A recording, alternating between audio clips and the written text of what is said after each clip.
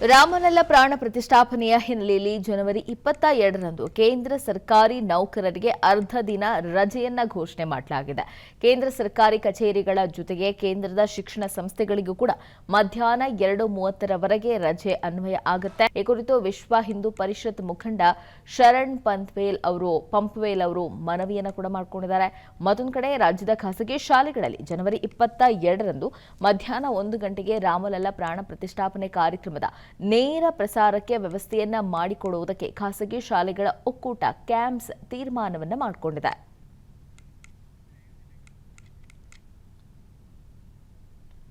ರಾಮಲಲ್ಲ ಪ್ರಾಣ ಪ್ರತಿಷ್ಠಾಪನೆಯ ಹಿನ್ನೆಲೆಯಲ್ಲಿ ಜನವರಿ 22ರಂದು ಕೇಂದ್ರ ಸರ್ಕಾರಿ ನೌಕರರಿಗೆ ಅರ್ಧ ದಿನ ರಜೆಯನ್ನ ಘೋಷಣೆ ಮಾಡಲಾಗಿದೆ.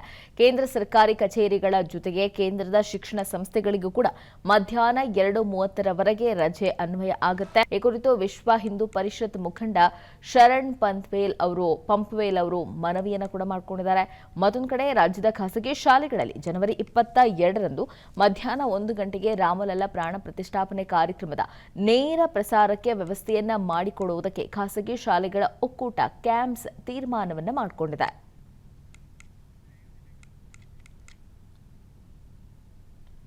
ರಾಮಲಲ್ಲ ಪ್ರಾಣ ಪ್ರತಿಷ್ಠಾಪನೆಯ ಹಿನ್ನೆಲೆಯಲ್ಲಿ ಜನವರಿ 22ರಂದು ಕೇಂದ್ರ ಸರ್ಕಾರಿ ನೌಕರರಿಗೆ ಅರ್ಧ ದಿನ ರಜೆಯನ್ನ ಘೋಷಣೆ ಮಾಡಲಾಗಿದೆ.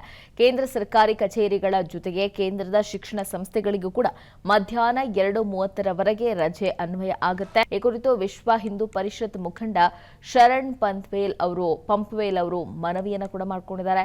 ಮತ್ತೊಂದು ಕಡೆ ರಾಜ್ಯದ ಖಾಸಗಿ ಶಾಲೆಗಳಲ್ಲಿ ಜನವರಿ 22ರಂದು ಮಧ್ಯಾಹ್ನ 1 ಗಂಟೆಗೆ ರಾಮಲಲ್ಲ ಪ್ರಾಣ ಪ್ರತಿಷ್ಠಾಪನೆ ಕಾರ್ಯಕ್ರಮದ ನೇರ ಪ್ರಸಾರಕ್ಕೆ ವ್ಯವಸ್ಥೆಯನ್ನ ಮಾಡಿಕೊಡುವುದಕ್ಕೆ ಖಾಸಗಿ ಶಾಲೆಗಳ ಒಕ್ಕೂಟ ಕ್ಯಾಂಪ್ಸ್ ತೀರ್ಮಾನವನ್ನ ಮಾಡಿಕೊಂಡಿದೆ.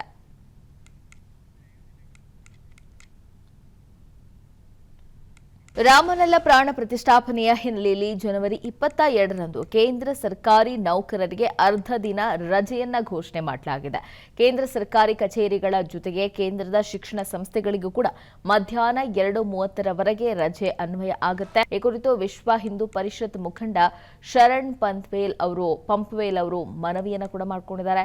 ಮತ್ತೊಂದು ಕಡೆ ರಾಜ್ಯದ ಖಾಸಗಿ ಶಾಲೆಗಳಲ್ಲಿ ಜನವರಿ 22ರಂದು ಮಧ್ಯಾಹ್ನ 1 ಗಂಟೆಗೆ ರಾಮಲಲ್ಲ ಪ್ರಾಣ ಪ್ರತಿಷ್ಠಾಪನೆ ಕಾರ್ಯಕ್ರಮದ ನೇರ ಪ್ರಸಾರಕ್ಕೆ ವ್ಯವಸ್ಥೆಯನ್ನ ಮಾಡಿಕೊಡುವುದಕ್ಕೆ ಖಾಸಗಿ ಶಾಲೆಗಳ ಒಕ್ಕೂಟ ಕ್ಯಾಂಪ್ಸ್ ತೀರ್ಮಾನವನ್ನ ಮಾಡಿಕೊಂಡಿದೆ.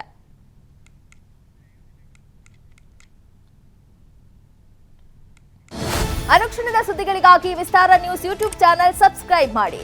ಹೊಸ ಸುದ್ದಿಗಳ ನೋಟಿಫಿಕೇಶನ್ಗಾಗಿ ಬೆಲ್ ಐಕಾನ್ ಕ್ಲಿಕ್ ಮಾಡಿ. ಲೇಟೆಸ್ಟ್ ಅಪ್ಡೇಟ್ಸ್ಗಾಗಿ www.vistaranews.com ವೆಬ್ಸೈಟ್ಗೆ ವಿಸಿಟ್ ಮಾಡಿ. ಅಂಗೈಯಲ್ಲೇ ಜಗತ್ತಿನ ಸುದ್ದಿ ತಿಳಿಯಲು ವಿಸ್ತಾರ ನ್ಯೂಸ್ ಕನ್ನಡ ಆಪ್ ಡೌನ್ಲೋಡ್ ಮಾಡಿ.